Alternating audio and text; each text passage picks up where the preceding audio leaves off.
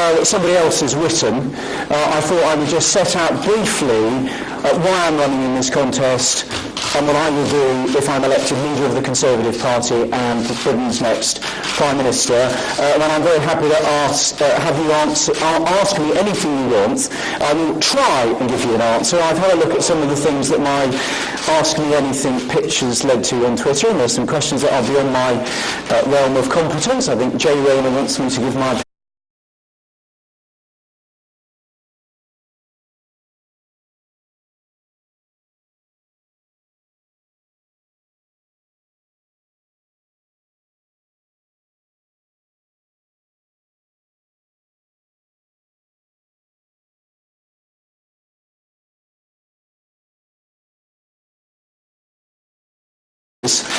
and then we've got to fight and win the next general election. I think I have a plan to do all three of those, and also to set out what the Conservative Party is about, which is about freedom and it's about opportunity. And opportunity matters to somebody like me. I come from a working class family. My dad was a labourer for the electricity company, my mum was a correspondence clerk, and I'm the first person in my family to go to university.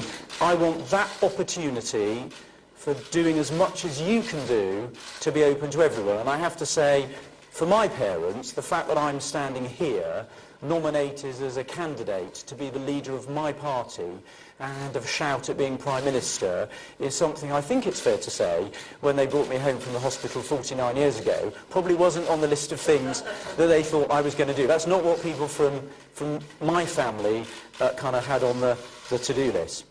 So let me kick off with my Brexit plan, because actually we have to start there, because if we don't get Brexit delivered, however much we want to talk about other things, we're not going to get the opportunity. So my plan is realistic and it is credible, and I think, having listened to the other candidates, it's the only one that is.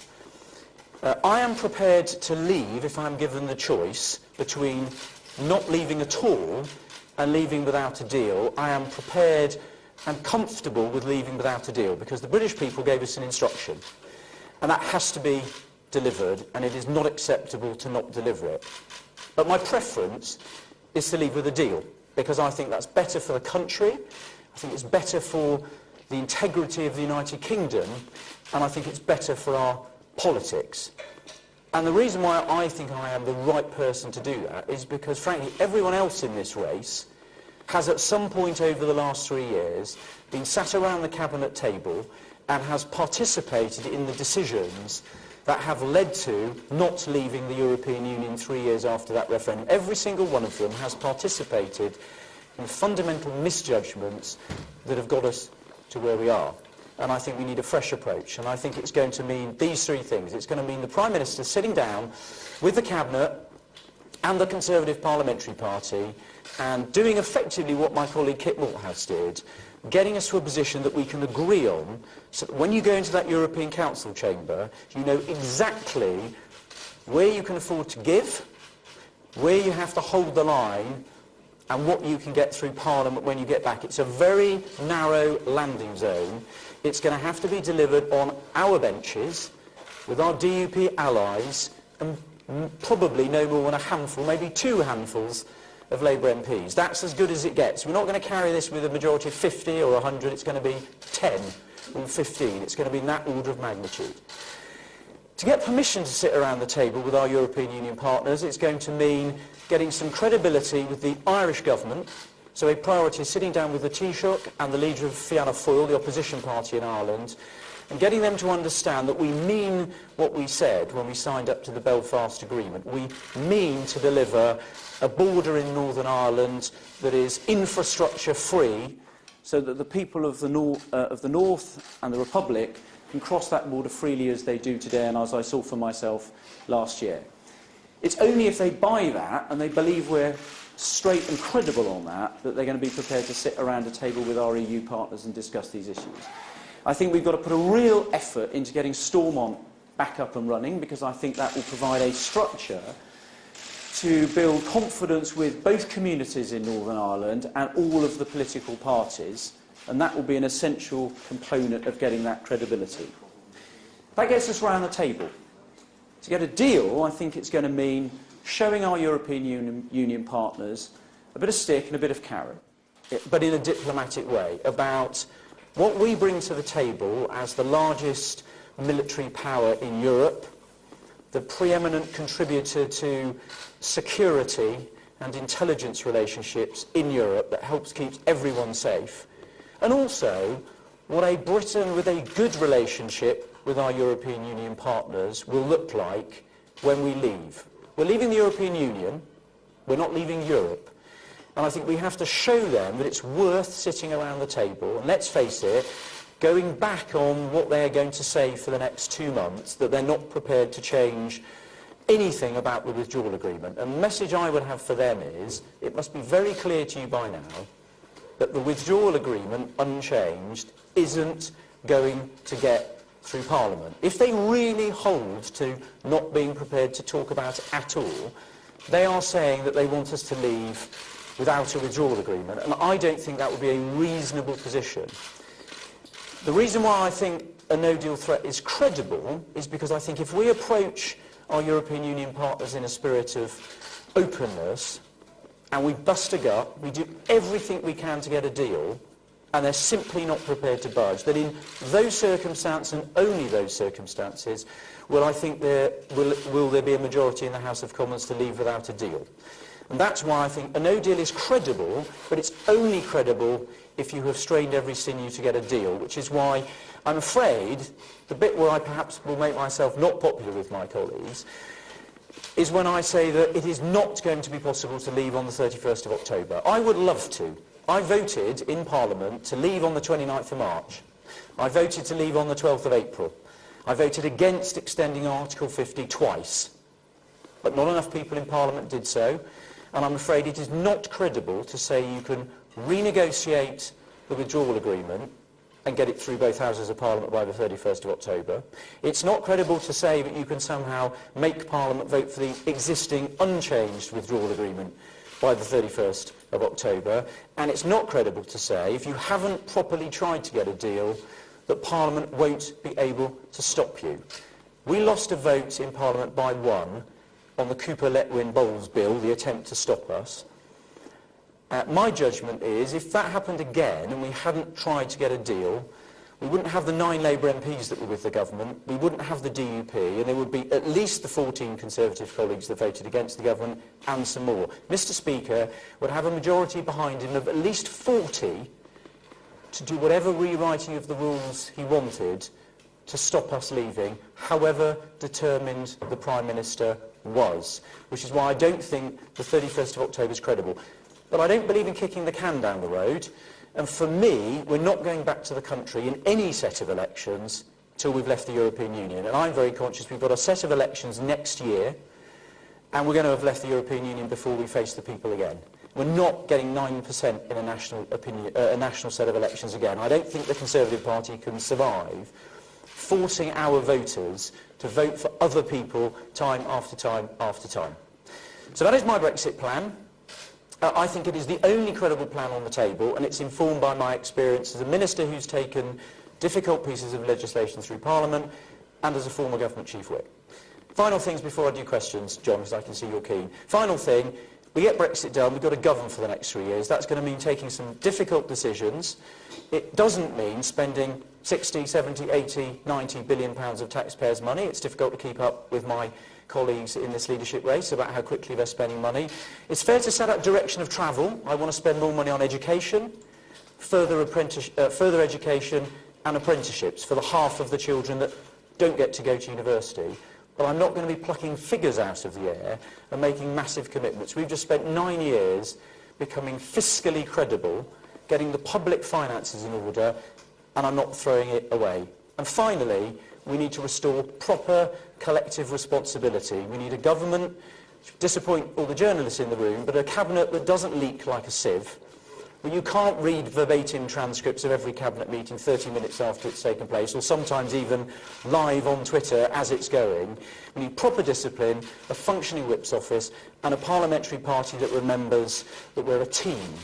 And I think the country expects us to function like a team, all pulling together in the national interest. That's what I bring to this party, and you're all invited. Now, ask me some questions. John, you've got your hand up first.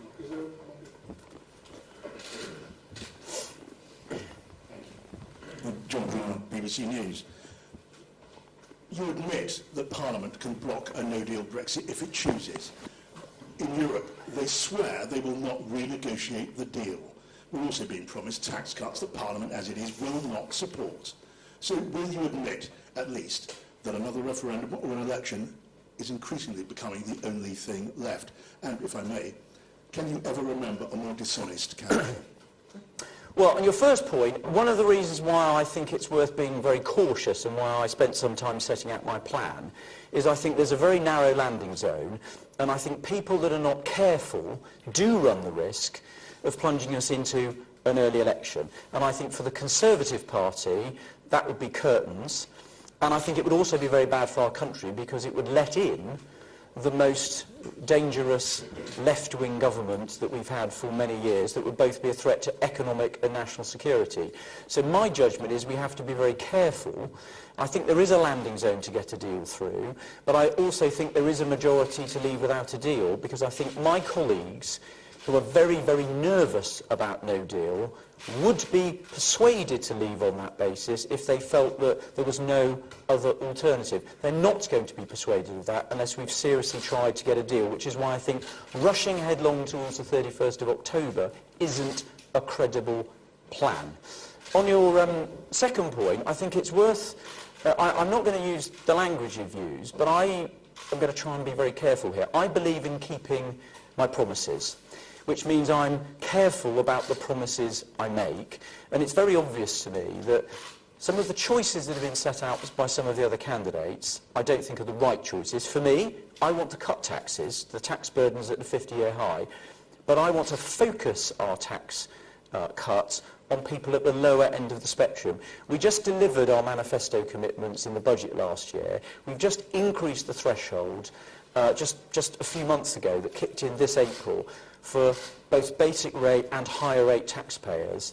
We've delivered our promise. I don't think we should be promising more money to higher rate taxpayers. I want to focus my efforts at the lower end of the spectrum, both on the national living wage, on work allowances for people on universal credit to get help to families, and on the basic rate of income tax. That covers most people in the country, not a small percentage at the top. The brutal truth is most of the pledges, though, that are being made are not going to happen in this Parliament for the next 3 years. There isn't a majority for them, and I don't think we should be making promises that we can't keep. The toxic thing about not leaving the European Union on the 29th of March, apart from not leaving, was the fact that the Prime Minister had promised over and over again that that's what we were going to do. The warning I would issue is this. For all my colleagues promising that we're going to leave on the 31st of October, nothing will put rocket boosters up Nigel Farage, if that's not a thing that you want to imagine. Nothing's going to put rocket boosters under him and his Brexit party, like making a promise that we're going to leave on the 31st of October and then failing to keep it. That's why I'm not making that promise, because it's not credible and it's not deliverable. And I want to destroy the Brexit party by delivering Brexit. Can we very just briefly be honest about dishonesty? If making promises that are impossible and you say yours is the only credible offer isn't dishonest, what is it? Well, I'm going to set out my plan. I want to bring the Conservative Party together at the end of this process because we need to govern. So I'm going to set out my plan. It's for my colleagues and ultimately my members of my party to make a judgment about how credible we're being, and I'm content to leave that judgment to them and for you to write up in your stories. Paul. Paul Brand from ITV News. You're up against some pretty big names in this contest. Not everyone would have heard of you. What do you think is the most interesting thing about you?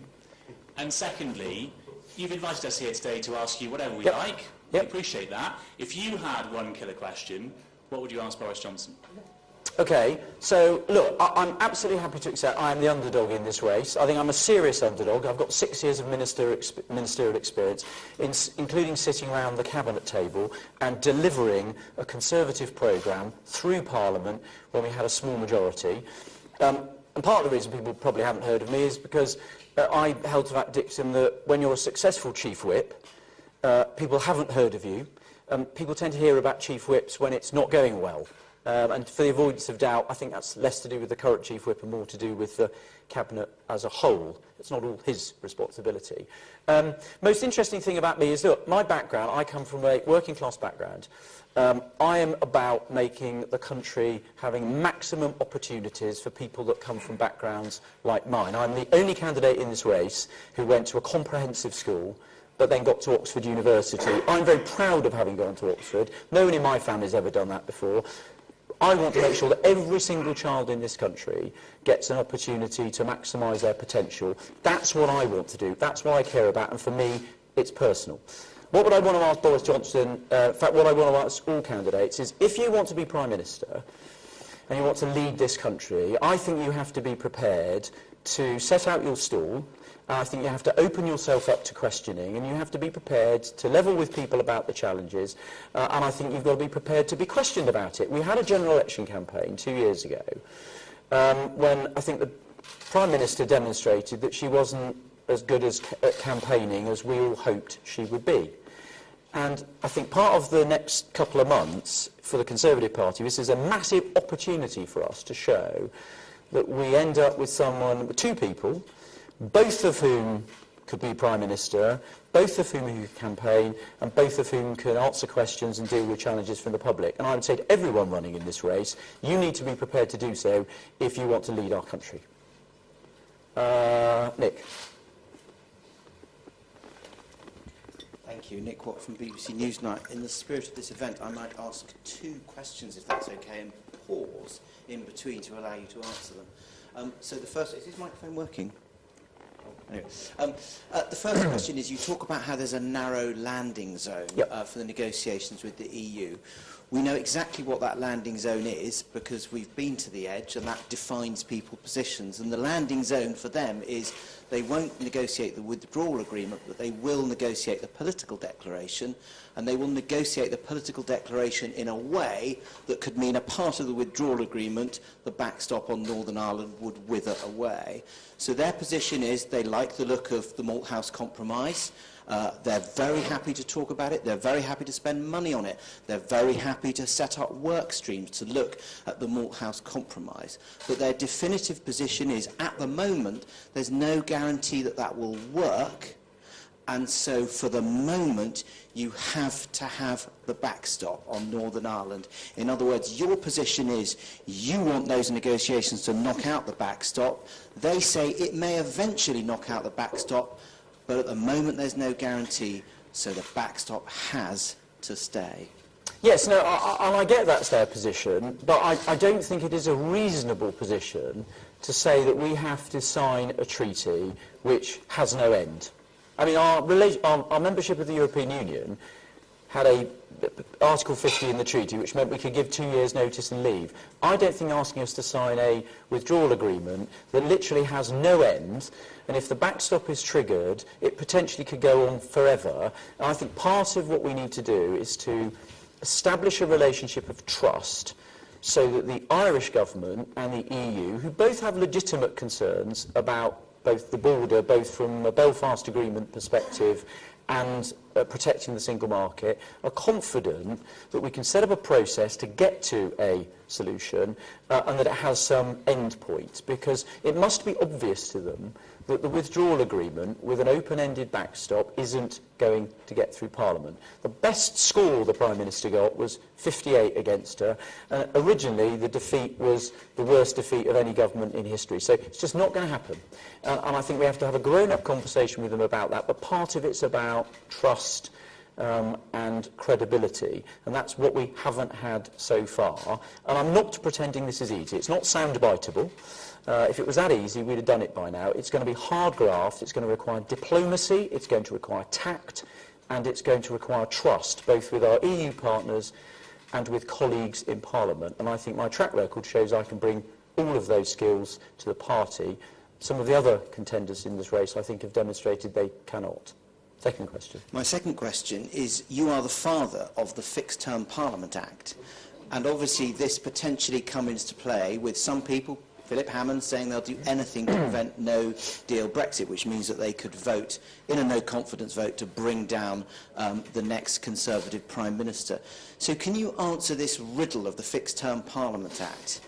What happens if a Prime Minister loses a no confidence vote and then you trigger the 14-day period that then leads to a second vote, which is a confidence vote? Does the Prime Minister who's lost the first vote, are they out? And does the Queen call Jeremy Corbyn to form a government and have a go 14 days later? Or can the Prime Minister who's lost a no confidence vote keep going and say, I'll have another go in 2 weeks to have a confidence vote? Right, well, you're quite right. I did take the Fixed Term Parliament Act through Parliament. It's part of the reason why I actually think this Parliament should go its full term, because I don't actually think having elections every 5 minutes is a very good idea, actually, and I think last general election demonstrated the wisdom of that. Well, the answer is what happens in that 2-week period depends on politics. We did think about making it very prescriptive at the time, and we took the view, and I think this was the right view, but it depends on the political dynamics. So the honest answer to the question is it would depend on what was going on. And the question I would, or the challenge I would have to my colleagues who were contemplating what I think would be a very reckless step, is they wouldn't know what was going to happen. It would be perfectly possible that if people voted against a confidence motion, they could end up with Jeremy Corbyn becoming Prime Minister without a general election, and we would then go into a general election with him already being Prime Minister and the Labour Party being in government. And so that's why I would say to my colleagues, I think if Conservative colleagues, those that haven't currently been comfortable with leaving without a deal, if they're faced with a government that has busted a gut, done everything humanly possible to get a deal, but just hasn't been able to get one that can get through Parliament, in those circumstances, seeing what happens to the Conservative Party when we don't deliver Brexit, we get 9% in a national election, and being faced with a Jeremy Corbyn government, I think in those circumstances, there would be a majority in Parliament to leave without a deal. But it is a very narrow landing zone, and you are not going to get to there without a great deal of caution.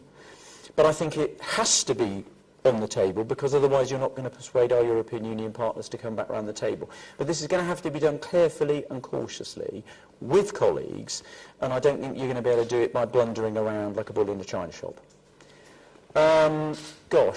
Yes, question at the back.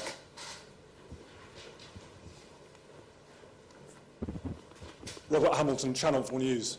In her Florence speech, Theresa May promised the EU that Britain's security cooperation would remain whatever happened. When you started your speech, you said that when we sit down with them, we should remind the EU what we bring to the table as Europe's largest military power. Are you saying that was a mistake, and that should be one of the sticks that we use to persuade the EU to give Britain what it wants? No, to be clear, look, I don't think it's sensible to start threatening people and saying, if you don't participate, we're going to, withdraw cooperation that keeps us all safe. But I just think it's worth setting out what it is we bring to this party, and the fact that we're not leaving Europe, we're leaving the European Union. We're still going to want to cooperate with countries with whom we share values and where we share the same part of the world. We're going to want to keep ourselves collectively safe. We're engaged with most of them in NATO. We're the largest European member of NATO. We're going to want to continue working with them on shared foreign policy goals. For example, we're with them on keeping Iran contained. We want to continue sharing that. I just don't think we've done a very good job of showing them what we bring to the party, and what a future relationship would look like with a cooperative Britain, as contrasted with if they were to force us to leave without a deal, and that was to be a very uncomfortable experience. I don't think that relationship would be one that would be in Britain's interest or our European partners. And I think we just have to set out some of these things so that they look at both the upside and the downsides of a future relationship with us outside the European Union. And I don't think we've done that consistently enough. You're right, the Prime Minister did set that out in Florence, but I don't think she's done that consistently enough over the last few years. Yes, Henry. lots of people in Westminster think you're just running to get back into the cabinet. You've been very clear that you think a pledge to leave the EU on October the 31st is not credible, which, as you know, many of the leading contenders have made. So presumably you would rule out now serving in any cabinet led by, say, Boris Johnson or a Prime Minister who says that we can leave the EU on October 31st, come what may. Well, two things, Henry. First of all, just to be clear, I can think of easier ways of trying to get a job in government than running to be leader of my party, okay? So you put yourself up to do this. I'm doing this for one reason and one reason only, which I set out. I think I've got the skills to be able to get this job done. I've been a member of this party for 30 years, and unlike some of my contenders, I'm the only candidate in this race who represents a seat in Parliament that I had to win back from an opposition party. When I was selected to fight it, it had a Labour majority of 6,500. I won it in 2005, held it in 2010, 2015 and 2017. It now has a Tory majority of close to 10,000. It didn't get there by accident. I know how to beat the Labour Party and keep them beat. And I want to make sure we don't throw any seats away like we did 2 years ago. So I'm in this because I want to win it and I think I'm the right person to do it. And if I get down to the final two, if I'm not successful, I want to make sure the winner is properly tested, and I will see this contest the distance. So whatever job, if there's a leading contender, whatever job they offer me, I'm not going away. It's in the national interest that this contest goes the distance, and whoever wins is properly tested, both campaigning and in terms of their plan, because we saw what happened 2 years ago when that didn't happen, and it didn't end well. That's why I'm in this race, and that's why I'm in it to win. Yes.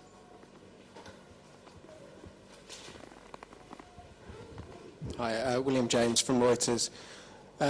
You set yourself out as a man who can count. How many Labour MPs can you hold in one hand? 5, which is the number that voted for the Prime Minister's withdrawal agreement. My view, last October, I said we were going to had to get this done on our benches with our DUP allies, and I said we wouldn't get more than a handful of Labour MPs. So I was bang on. I think there's maybe a few more Labour MPs. We might get 2 handfuls of Labour MPs. The fantasy that we're going to get 10, 20, 30, 40, 50 of them, we're just not going to get loads of Labour MPs. Deal with the Labour Party, never going to happen. One of my opponents in this race, I thought, set out very powerfully why Jeremy Corbyn was not fit to be Prime Minister when he wound up the speech in the vote of confidence. I agreed with every single word he said. But my view is, if you believe all of those things about Jeremy Corbyn, it was a mistake to think that you were ever going to be able to do a deal with him in the national interest, because that's not what Jeremy Corbyn's about. It's made the wrong call about every big issue over the last 30 years, and I saw in the House of Commons over Salisbury, when we were attacked by a foreign power with chemical weapons, the Prime Minister, to her credit, made exactly the right call. Jeremy Corbyn, when faced with the choice, defaulted to believing what a state that had just attacked us thought, rather than our own intelligence agencies. Not a man you can do business with. Lots of very decent Labour MPs. My experience on this, first vote the Prime Minister had when she became Prime Minister was on Trident.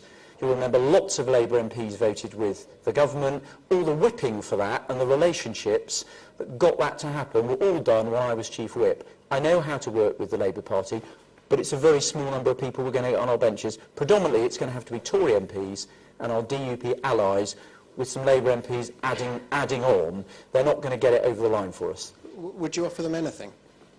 Well, I think you've got to explain to them what remember, a lot of Labour MPs come from areas of the country that voted to leave, and some of them want to do a deal, but they didn't have the confidence that it was going to get over the line. They're not going to help us be defeated by a smaller margin. They're only going to vote with us if they think we can get the deal over the line. That's why it needs to be credible. Yes? Mark, will you take part in TV debates? Yes, I think it's essential that anybody in this race takes part in TV debates. So if I'm in the race after Thursday, which I'm very confident I will be, I think there are TV debates at the weekend, and I think there is another raft of them next week. And if I'm in the final 2, I'll take part in all of the debates that the broadcasters are laying on. I think it's important that we have that level of scrutiny. And do you think what do you say to candidates who've suggested they may not take part in TV debates? Well, I think, look, this race is about who can campaign You know, some of the candidates are saying that they're fantastic campaigners and they can reach the parts of the country that other people can't reach, you know, and you can let them out on the doorstep and they can persuade people. Well, let's show us. I think this race, we're going to have loads of hustings meetings around the country for the final two. I think you've got to be prepared to go out there, make the case to our members and make the case to the public, because we have to be very conscious. We're running to be leader of the Conservative and Unionist Party, but the winner of that contest is going to become the Prime Minister of the United Kingdom. And I think the public are entitled to see us in action, see us answering questions, and frankly, it's also an opportunity. Effectively, this is the start of the the start of the 2022 general election campaign, because at the end of this process, the public's going to have taken a view about the person that becomes Prime Minister, and if we're going to win that election in 2022, we better make sure that the view they reach is a very positive one. Okay? Sam. Sam from Sky News. Mr. Harper, you are the lowest profile. You are the lowest profile candidate in this race. You were an immigration minister who resigned. You had a backroom cabinet job. Part of your pitch today is that you weren't around the cabinet table for the last few years. Yet, when you do the job of Prime Minister, you've got to go toe-to-toe with Donald Trump. You've got to face down Vladimir Putin. What on earth, in your background, could give confidence to members of the public, members of the Conservative Party, that you've got the skills to do that? Well, it's a perfectly fair question, Sam. Look, I've done, in the roles that I've done in Parliament, I've done roles which mean I had to take my Conservative colleagues with me, and both when I was Constitutional Reform Minister and Chief Whip, which means that I have the confidence, I think, to get a deal through Parliament, which is essential. That's something that hasn't taken place. And when I was Immigration Minister, I did have to deal with, admittedly not at head of government level, but I did have to deal with other countries in tough negotiations on difficult subjects. So, look, I accept I don't have as much experience as the other people around the Cabinet table, but the challenge I would put back to you, by way of answering that, is the people currently sitting around the Cabinet table, yes, have more experience sat around the Cabinet table, but they've also taken part in all of the failed decisions that haven't got us out of the European Union over the last 3 years. So if you want to carry on with people who haven't got us out over the last 3 years, you know, pick one of the other people, because you can guarantee, you know, if they had a magic plan, a way of getting us out of the European Union, my question to them is, why didn't they think of speaking up over the last 3 years? You know, George Osborne, I think, got it right. If you're in the Cabinet, you're not a bystander. You need to shape where you've got to. The primary responsibility is with the Prime Minister, but I think the responsibility for the fact we haven't left the European Union and the fact we haven't kept our promises is shared by the people who've been around the Cabinet table over the last 3 years, and I don't think they can escape that responsibility. And I think you have to weigh that against the experience to be fair, they've had over the last 3 years. Yes.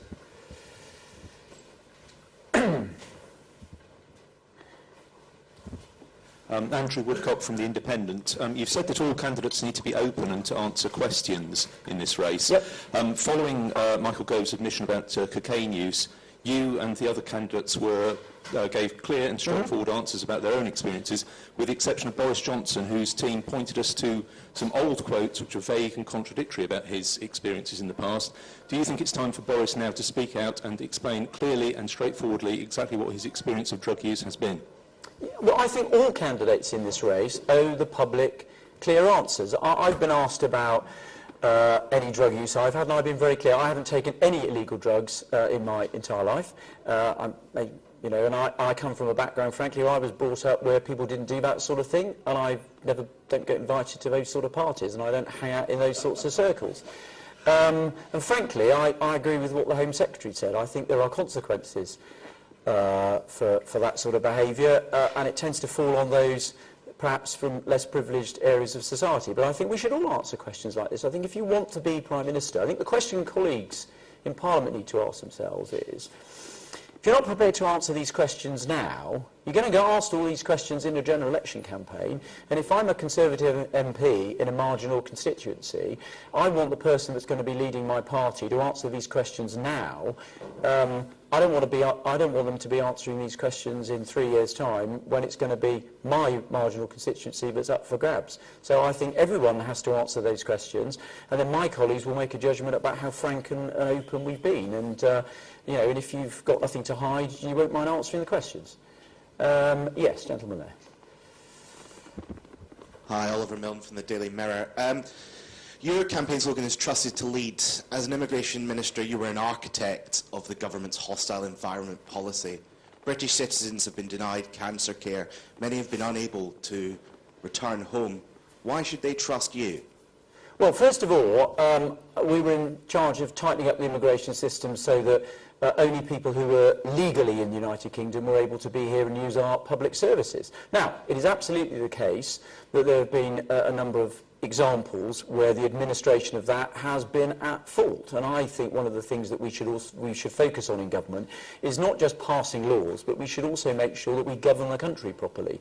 And where there have been mistakes, they need to be corrected, and we need to make sure that people entitled to be in Britain, so British citizens and those who are here lawfully, are able to live here safely and securely and access public services they're entitled to, and we should make sure that people who are not here lawfully are removed and leave the country. That's what people expect us to do. Mistakes will be made and they need to be put right, but I don't resile from having a firm but fair immigration system where we control who comes to the United Kingdom and we set the rules, but I absolutely agree with you that it needs to be administered in a competent and sensible manner. That's what I always tried to do when I was immigration minister, and that's what I think we need to do going forward. Yeah. Hi Mark, Sebastian Payne from the FT. First of all, could you tell us who the other 6 MPs are who put you forward in the leadership race, apart from the 2 endorsed you? And second of all, which EU figures have you spoken to who have given you a belief that you can somehow get the Brexit deal renegotiated? Okay, so on the first one, the people backing me, some of my supporters have come out publicly, some have not yet. Because there are some people that are constrained about being able to announce who they're doing. But the fact that I'm nominated means you know there are a number of people backing me, and some people were sceptical about that last week, and I was very clear I was going to be nominated, and I have been. On the EU issue, I'll be very clear. I obviously, as a backbencher, haven't had sit-downs with Angela Merkel and President Macron. I've listened to what they've said publicly. I've followed this very carefully, and I just go back to what I said before. The other contenders who are doing lots of name-dropping have been sat around the cabinet table, and my challenge to them would be, if you've got a plan to get this done, why hasn't it been done, and why did you vote to not take us out of the European Union on the 29th of March and the 12th of April? Why did you vote to extend Article 50? And why did you lead us into a set of European elections where we scored the lowest vote in a national set of elections that the Conservative Party's ever scored in its history? I don't think that's a record that I would be proud of, and I'm very happy to say that I am fresh face doing this, but frankly, if we carry on with the same approach that we've had for the last 3 years, we're going to get the same answer. So we need a fresh approach, and I think that will be ultimately more successful. Robert. So I'm going to be slightly churlish and say that you invited us here with the promise that we could ask anything. It's not a lot of point of Seb asking you a question which you then don't answer. But on the on a different point, you appear to agree with Jeremy Hunt that if you have a general election before delivering Brexit, the Tory party will be annihilated. But equally, it's pointless being Prime Minister in a hung Parliament, whereas, frankly, the current Prime Minister has shown you can't do anything. You literally can't. You can't get taxes reformed. You can't do anything in the current Parliament. So if you deliver Brexit, how urgent at that point would it be for you to hold a general election? Well, I think, look, first of all, I do agree it is difficult to get things done in a hung Parliament. I don't agree it's not possible to get anything done. So we do have a majority with our confidence and supply partners. I accept it's not a very large majority, but I don't accept, there are 2 things I think you can do. First of all, I think you can, if you communicate outside Westminster, and you can set out credible, popular policies, then I think you can actually create an environment in Parliament where actually you can take your MPs and our confidence and supply partners with you, and actually where your opponents in Parliament, not just the Labour Party but the other parties, actually won't be desperately trying to stop you, because you'll actually be doing things that are popular. I mean, it would be quite a novelty to come up with policies that were popular and we were championing. So I don't agree you can't do anything. But I also think, in terms of laying the groundwork for the next election, we could actually set out some proper Conservative policies that would be popular in the country. And I accept it might not be possible to deliver all of them in Parliament, but I think actually, and you wouldn't want to be doing this every day of the week, but actually if we set some out, we had an argument about them, we set out a case, some of them we wouldn't get through Parliament, but then we'd be able to say to the public, here's this policy which solves this difficult social issue, we think this is the right policy. We can't get it through Parliament at the moment. This is why at the general election when it comes, we're going to be asking you to give us a majority. And I think we could do that and we could lay the groundwork for that campaign in 2022. But I don't accept the premise of the question, but it is impossible to govern with a small majority. Difficult, yes, but not impossible. But you do have to want to solve some of these problems. Let me give you an example. Adult social care. We've been talking about it since the general election. There's a green paper. We're going to consult on it again. There was a solution put forward for the half of the budget that's about older people. We asked Andrew Dilnott to do a commission on this and set out a solution. He did so.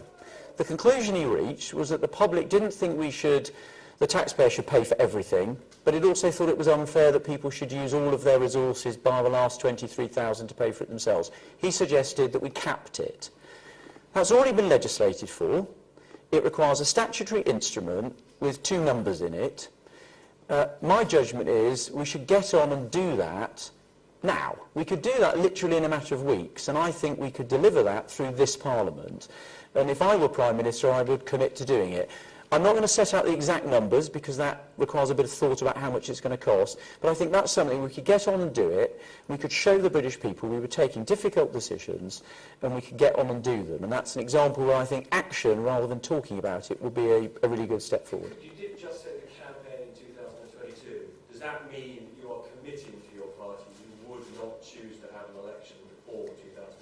I think that's my starting point. Coming back to the question that Nick asked me, you know, I was the author of the fixed term Parliament. I think actually having fixed terms for Parliament, that's my starting position. I think it's a good thing. One of the things that's bedevilled British politics is that everyone says we're too short term. I've never heard anyone criticise our political system for being too long term.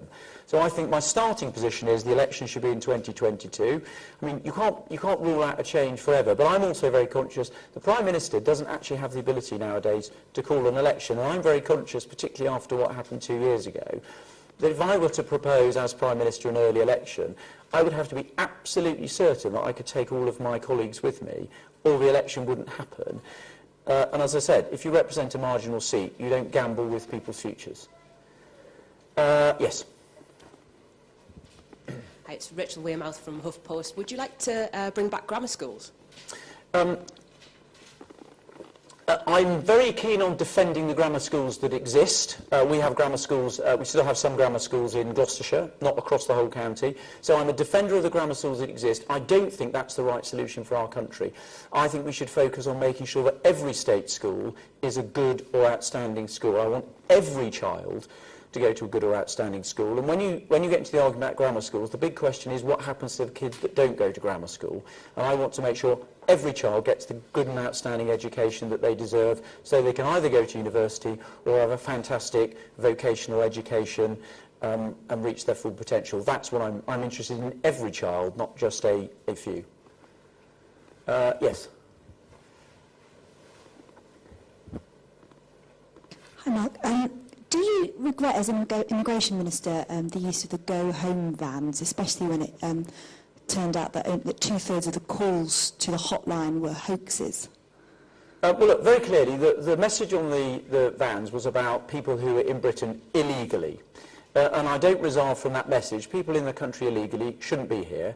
What we did was we piloted a number of measures that summer to see which ones would be most effective in persuading people that were in the country illegally to leave at the lowest cost of a taxpayer. And we said we'd be guided by the evidence, and I set out later that year that that particular tactic wasn't at all successful, which is why we didn't repeat it. I think it was sensible to try it, look at the evidence, it wasn't successful, and we didn't do it again. But I don't resolve from the message, which is that people who come here legally, apply for a visa, fill in the forms, pay the money, and follow the rules, do not expect other people to abuse the system. So I don't make an apology for the message, but it wasn't successful and we didn't do it again. And we set that out in Parliament, and it's on the public record. I gave evidence to a select committee, and we set out all the evidence and the detail in a report that the Home Office did when I was Immigration Minister. Yes, Quentin. Do you trust Philip Hammond?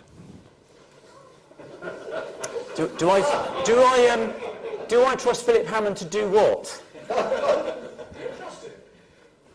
Well, I think Philip Hammond's actually been a good Chancellor. He's delivered on the promises that we made at the last general election to cut taxes, to increase the tax thresholds, and I think he's set out some very sensible points in this leadership election about maintaining our fiscal credibility, because I think we've just spent 9 years building it up. And I think he just reminded all of us that we need to be very careful not to squander all that hard work. Was there something else about his record? Do you think people like sort of Europhiles like him would ever support a Conservative Prime Minister who was resorting to a no deal? Well, I don't think they would if they didn't think that Prime Minister had busted a gut to get a deal. But I'm also very clear when I listen to Conservative colleagues like Philip Hammond that they also have spent their entire life in politics trying to keep people like Jeremy Corbyn out of power. And they would be faced with a difficult issue. Those Conservative colleagues that voted for the Cooper-Letwin-Bowles bill, that voted against us leaving without a withdrawal agreement, without a deal, were motivated, based on my conversations with them, because they feared the economic damage and the political damage to the Conservative Party. But what they're all going to have to weigh up is we've seen a very clear example in the European elections about the political damage that will be done to the Conservative Party if we don't leave the European Union. So there are going to be two very difficult things that they're going to have to balance up. Now, my judgment is, if they think that the Conservative Prime Minister has done everything humanly possible to get a deal, and it simply hasn't been possible, then I think in those circumstances and those circumstances only will the conditions exist for there to be a majority in Parliament for us to leave without a deal. And that is why I've approached this the way I have, and why I've said that I don't think it's credible to say we're leaving on the 31st of October, because by the 31st of October, I don't think you can credibly say you have done everything humanly possible to get a deal. I just don't think it is credible to say that. And if you haven't done that, we're not going to be leaving, because there isn't going to be a majority in Parliament to do it. And for the avoidance of doubt, I don't think it's sensible to say that you're going to do things like proroguing Parliament. I think that would test our constitution to destruction. It would drag the monarch into the most difficult political issue, which I think as a Conservative I would deprecate, and I think it would also put an enormous pressure on our relationship with Northern Ireland, and I think it would empower the Scottish First Minister to start us on the path to another Scottish referendum. I've been very clear, I want the whole United Kingdom to leave the European Union. I don't want to leave bits of our country falling off along the way. I want to keep our country together. Someone who hasn't had a question before, and then if we run out of first-time questions, you get a second one. Right, you get your second one. You said the next Prime Minister needs to bust a gut to get a deal. Do you think Boris Johnson is capable of busting a gut to get a deal?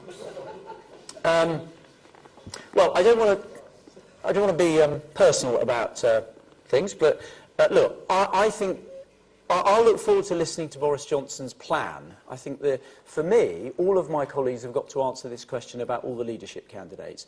They've got to listen to the plan that they set out, and then they've got to ask themselves the question about whether they think each of the candidates has got the skills to deal with our European Union partners in an appropriate way that they think is going to get them round the table to negotiate a deal. Have they got the skills to take every single Conservative Member of Parliament and our DUP allies and the 2 handfuls of Labour MPs that I think are up for grabs through the division lobby to get that deal through Parliament? And do they think they can campaign in a general election and set out an attractive stall, not just to people who've traditionally voted Conservative, but to do what Margaret Thatcher did and get new people looking at the Conservative Party in a new way? I mean, I'll come back to the point, the perfectly fair question that Sam asked me. One of the reasons why I think actually having somebody like me as leader would be helpful is because actually I'm less well known than the other candidates, and I think actually it would mean that people would look at the Conservative Party and say, they've just elected this guy, we don't know very much about him, actually is there something about him because of his background, because of what he's offering, we should take a second look at the Conservative Party. And I think that's what I bring to the party, because I'm less well known than some of the other candidates. But my colleagues are going to have to answer that question about all the leadership candidates, not for me to make judgments about Boris Johnson or my competitors, that's for my colleagues and our party members to make those judgments, and for you to make those judgments when you're writing about us. And I'm content to let that verdict fall where it does in the ballots. Right, are we all questioned out? We've done every single question everyone wanted to ask. Right, one more, go on, you have the last one. Sorry, go on, I did say you could ask me anything. Who would win in a fight?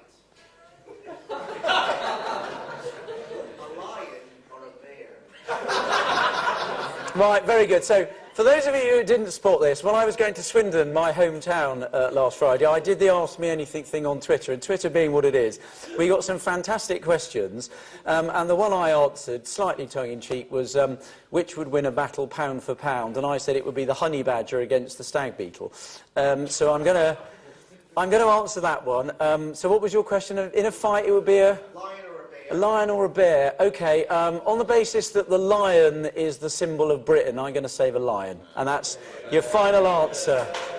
There you go.